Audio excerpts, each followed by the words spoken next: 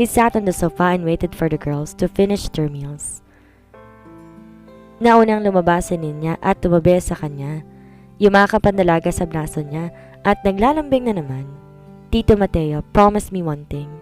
Anito sa kanya pero buntong hininga ang isinagot ni Mateo. Sabi ko hindi ako nangangako pero nagawa mo na. Sabi mo papatayin mo yung mga taong yon bago ka umalis. Bakit di mo sabihin na hindi ka aalis maliban na lang kung sigurado kang ligtas si Clea? Pangulit nito sa kanya. If you will study it carefully, that also falls like what you've said. Paliwanag ni Mateo sa pamangkin. Saglit itong nag-isip. Maangas lang yung pagkakapromise mo? Humagikik sa Ninya. Yeah. He grins and stares at her face. Saglit na napakarapan dalaga matapos siyang tingalain. You must do that more often, Tito Mateo. Baka may love say si Clea, edi may tita na akong mabait at maganda. Anunsyo pa nito na nagpawala ng ngiti ni Mateo. Christ, Ninya, do you even hear what yourself? Parang gusto niyang irolyo ang mga mata. Sira talaga ang pamangkin niya. Very loud and clear. Tito, I like her for you.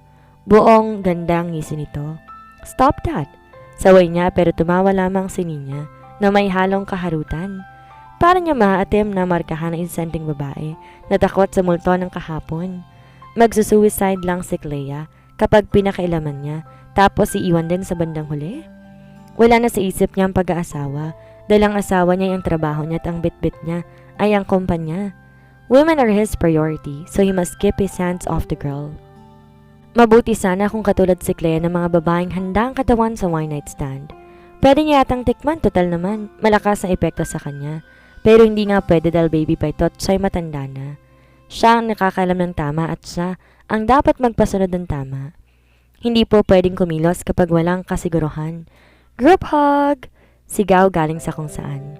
Nagulat si Mateo nang dumugin siya ng dalawa pang dalaga at yumakap din sa kanya sa sofa. Halos madaganan siya ng mga yon pero buong puso niyang tinanggap. Minsan masarap din magkaroon ng maraming kapatid at makakulit na pamangkin at hindi siya nabiyayaan ng ganoon. Kaya yata masungit siya dahil siya lang palagi yung sentro ng atensyon. Mahina siyang tumawa na mabangga ni na Debbie at Lira. Pero may kulang sa group hug at yun ang dalagang nakatayo sa may pintuan ng kusina at nakatingin lang sa kanila. Nakatingin to sa kanya ng kaswal. Mukha siya nainggit ngunit may pumipigil sa kanya at naroon na magandang pares ng kayumanggi niyang mata na puno ng kalungkutan at matinding pananabik. Halika nga dito, Beshi Clea. Kasali ka sa group hug. Don't be afraid because Tito is benign. He doesn't bite. Anyay ni Ninya na parang hindi niya nagustuhan. Yes. Lumalabas na naman ang pagiging barako ni Mateo at wala yun sa lugar. Walang-wala dahil bata nasa harap niya at attempted rape victim pa. Isang iling ang sinagot ni Clea pero matigas ang paninindigan ni Ninya. Tumayo ang dalaga at hinila papalapit ang kaibigan na hindi niya mawari kung nahihiya o natatakot. Sa pilitan tong napahakbang papalapit sa kanya at tumayo sa may mismong harapan niya. Group hug! Ninya yells and pushes Clea towards him. Halos dumaning ang buong katawan ng dalaga sa ibabaw ni Mateo kasabay ng mahinang tili at kulang na lang sumama sa pagdala ng kaluluwa niya sa kanyang harapan. Mother Jacker! Clea was even pressed harder against his body when his knees joined the group hug. Bakit ba naimbentong group hug? Sa isip ni Mateo. Ang kanyang malambot na katawan ng kabataan ay hindi lamang nagigising, kundi bawat nerve cell ng kanyang pandama. Walang ibang paraan kung paano ito'y tatanggi dahil halata na talagang sobrang pisikal ang epekto ni Clea sa kanya. Sarili yata niya makakalaban niya sa buong panahong magsasama sila sa ilalim ng iisang bubong. She's having a second thought if she'll hop out of the car or will stay inside. Nakasilip si Clea sa bintana ng kotse ni Mateo at nakatanaw sa pagkalaki-laking bahay na parang pakiramdam niya nasa tuktok na ng isang bundok.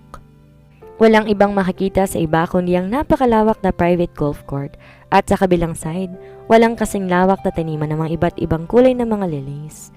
Kung mansyon ang tawag niya sa bahay na ipagbili niya noon na pag-aari ng mga magulang niya, ano ang dapat niyang itawag sa bahay ni Lieutenant General Mateo? Palasyo? It was painted white. The glasses were even sparkling green and the accent color was oak. May pagkalaki-laking swimming pool na parang nakalutang sa ere at may isang gazebo na korteng kalabasa ni Cinderella. Hinabol ni Clea Ang tingin ng binata na papalayo na, pero nabawi niya ang mga mata. Pasimpleng umayos ng upo nang pumihito pabalik. Narinig niyang bumukas ang pintuan ng kotse sa side niya at nakabaluktot na ito roon. Sinisilip siya sa suot na sunglass. Ano bang meron sa sunglass na iyon at hindi yata nito matanggal-tanggal kahit na wala na namang araw? Don't you wanna come inside? Formal na tanong ni Mateo sa kanya. Umiling siya. No thanks. Nakakahiya naman. Dito na lang ako at hihintayin kita. Mas nakakahiya na alam ng mommy ko na may babae akong kasama pero ayaw siyang makilala. Otomatikong nagbungguan ang mga kilay nito kaya napabuga si Clea ng hangin. Lumipad tuloy ang ilang hibla ng bangs niya na bahagyang tumatakip sa mga mata. Okay, fine. She did a full eye roll as he hopped out of the car. Tiningnan pa niya ang sarili dahil hindi siya nagbihis. Kanina pa niyang umaga suot ang damit niya. Mabuti sana kung si Mateo lang ang makakaampoy sa kanya at haharap daw siya sa ina nito.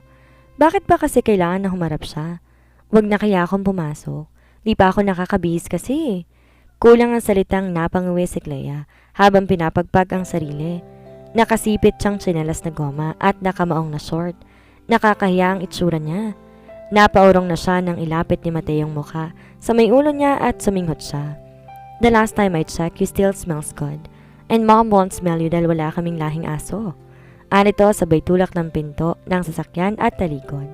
Buisit ka? Napilitan si Clea na maglakad papasunod dito kahit na para nagsinkin sa utak niya ang sinabi nito na mabango raw siya. Compliment ba yon? Compliment na may kasamang pambubisit? Quick! Arito sa kanya kaya halos takboy niyang distansya nilang dalawa. It's his naturalism to walk with colossal steps and his movements match his physique. Tama lang naman na malalaki ang hakbang nito dahil napakalaki nitong tao. Pagdating ni Mateo sa may main door na parang 3 metro ang lapad, tinulak nito ang kulay berdeng salaming pintuan at tinaasan baba siya ng kilay. Senyales na pumasok na siya. She looks down on her slippers and tries to remove them, but Mateo speaks. Don't even try it. Just get in. May vacuum cleaner si mommy? Anito sa kanya kaya marahan siyang tumango at napakagatlabi. Nagatubili pa si Clea na tuluyang humakbang at lumagpas sa pintuan pero nakapasok na siya. Wala nang bawian. Her mouth hangs open when she finds out how elegant the mansion is. Tapos ang may-ari nun tumatayo lang ngayon na security niya at libre pa? Nakakahiya pala talaga.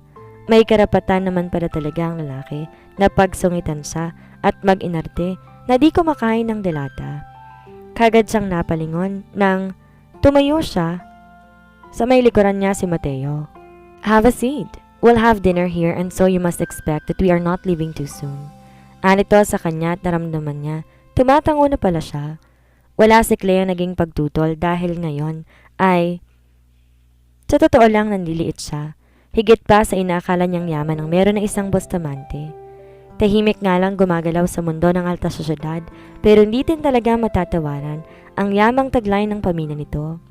Clea is about to walk to take her seat when an old woman in floor-length dress steps out of the elevator after a ting. Tumuloy na rin naman siya sa sofa habang di niya matanggal ang mga mata sa matanda. Mateo, mi único hijo. Bulalas ng ginang at napapalakpak pa at ang laki ng ngiti. Di yan matatawaran ng kahit anong bagay sa mundo. Mi alegro verte? Ano raw? Nabitin tuloy sa ere ang puwet niya, kaya hindi na lang niya tinuloy ang tangkang pag-upo sana. She remains standing and watches the woman as she walks gracefully closer to her son. Maganda ang babae at kamukha ni Mateo. Mestiza lang yon, samantalang ang anak ay moreno. Kulot ang buhok na kulay burgundy. Simple lang matanda pero ang kasimplehan na nakikita ni Clea ay pagiging elegante noon sa kanyang mga mata. She's never seen such a woman of elegance and simplicity. Wala yung kahit anong alahas na suot, maliban sa pares ng mga malalaking pulang diamonds. She's wearing lipstick but no makeup. Halos wala ring kilay ang babae pero magandang maganda pa rin. At kahit ang paraan ng paglakad puno ng kasosyalan. Mom? Mateo greets back his mother. Kagad yumakap ang matanda rito. Hinalikan to sa magkabilang pisngi. Nang hindi pa makontento ay sa leg naman, sa panga at sa mga tenga. Para lang yung humahalik sa isang baby. Kulang na lang pati singit ni Lieutenant General paliguan ng halik ng matanda. Thank God, you remembered your mom? Palatak noon at walang sawa sa pag-aplos sa pisngi ni Mateo. Halata naman na parang naiirita ang isa at mukhang gustong kumawala sa ina pero walang magawa. Mommy, I have Clea with me. Anito sa ina na napatigil naman saka tumingin sa gawin niya. Nakangiti yun at malamang alam niya na nandyan siya. Ino na lang napansinin ng kahit sa isang anak talaga. Good! Natinihan si Clea. Anong oras na ba't hindi niya alam kung babati niyo ng magandang hapon o gabi? Good afternoon, Mrs. Bustamante. She bows her head a bit and smiles at the woman. Oh, call me Milola or Tita Jesusa? You're Nina's best friend, right? Yes po. Clea Gonzalez Mendez pang buong pangalan ko. Milola? Buong pangalan niyang sagot. Ewan ni Clea kung ano meron sa pangalan na apelido niya at lumipad ang mga mata ni Mateo sa kanya. Ano naman kayang problema niya sa akin? Binaliwala na lang niya yon nang ngitian siya ng ina nito. Kung gaano man katigas ang gwapong mukha ni Mateo, ay gano'n naman ka-approachable ang mukha ng mommy nito. Kanino kaya nagmanang lalaki? Itatanong pa ba niya kung naisip niya na baka sa ama nito? Kwento sa kanya ni Nina, kapatid ng ama ni Mateo. Ang ama ng mommy ng best friend niya. At base sa kwento ng kaibigan, istriktong totoo ang lahi ng mga to. Have a seat, iha. Magpapahanda lang ako ng dinner at babalikan kita. What would you like to eat? Lumapit to sa kanya at tumayo sa mismong harap niya. Napakatangka din pala nito sa malapitan at kahit na may edad na tuwid pa rin ang likod na parang isang balerina. Kahit ano po, nakangiting sagot naman ni Clea. She's grateful for having such attention. Hindi naman siya importanteng tao pero ramdam niya totoong atensyon ng ina ni Mateo at hindi yun pakitang tao lamang. Sige, maiwan muna kita at ihahanda ko din ng dessert na paborito ko para naman matikman mo. I've heard so many things about you and my condolences for your parents, iha. You're welcome to visit anytime. Clea, sana dalasan mo ang pagpunta dito para naman madalas din si Mateo dito. He is still standing near the door with his hands on his hips, pursing his sensual lips sexily. Nakatingin to sa inat parang maya-maya lang. Lalagyan na nito iyon ng busal sa bibig para di na makapagsalita pa. You know my son, he is a terrible womanizer. Dugtong pa ng ginang. Mom, warning ni Mateo sa ina, pero tuloy-tuloy ang matanda. Ngayong maghapon ulit ay paulit-ulit nangungulit yung babae na ikinama niya kagabi. Oh God, disgusting. Nasapo ng babae ang noo at ininilik ang mga mata. Dramatic actress din pala ang mommy ni Mateo.